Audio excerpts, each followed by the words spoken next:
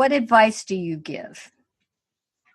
Well, number one, never, ever, ever give up on your child. Because you just don't know where they're gonna end up. I mean, if someone had told me when Sean was born that one day he's going to be on TV, he's going to have his own T-shirt line, he's going to be a keynote speaker. I mean, okay, my kid who couldn't articulate 3 words together, who ran his words together at 18, keynote speaker.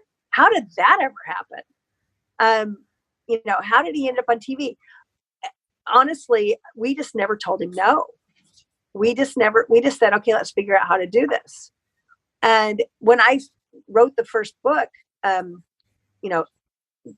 Who's the Slow Learner? A Chronicle of Inclusion and Exclusion, I started doing speeches. I started doing keynote speeches to parent groups and education, TASH conferences and things like that, and talked about Sean's life and how much he'd accomplished. Well, I always had it end with Sean talking about his life, and he had a few slides. So I would end at elementary school because I wanted to keep it positive. And then he would start off, in high school, I went to dances, and we put all of his words on the slides. So if somebody couldn't understand him, they could at least read what he was saying. So he was getting the practice doing that. And then people started wanting him to be the speaker, not me. Mm-hmm. And I'm like, oh gosh, we're going to have more than a few slides for Sean. And so I kind of kept it the same. I wrote it and said, okay, I went to dances in high school. I was the assistant for the varsity baseball team. I was this, I was that. And then one day he goes, Mom, my speech is boring. I need a new speech. And I go, thanks. I said, well, what do you want it to say? And he said, I want people to know that I have dreams, and they have dreams, and the dreams can happen because it could happen. Because if you don't give up, it could happen. And I said, oh, that's good. And so we're driving to LA in the rain. It's going to take us forever to get where we're going because we're only going 5 miles an hour. But I turned the recorder on my phone and I said, okay, keep going. Tell me what's going on. And he says, well, you know how I never give up because it could happen.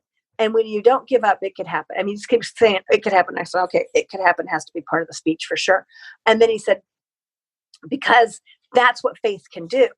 And I said, so what dreams have happened? And he said, well, I wanted to be on TV, and I didn't give up. And I kept taking classes at community college because high school wouldn't let me take classes.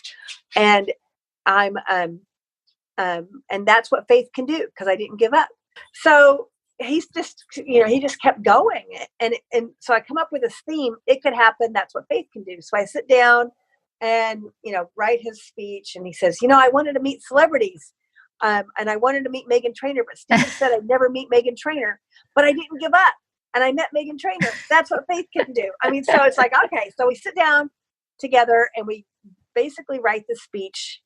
And that was when his t-shirt company idea came up. And he said, now we need shirts and hats and bags. And I go, okay. So I thought we'd do a shirt that said, it could happen. And one that said, that's what faith can do. And that would be the end of it. And 120 designs later, he's still going.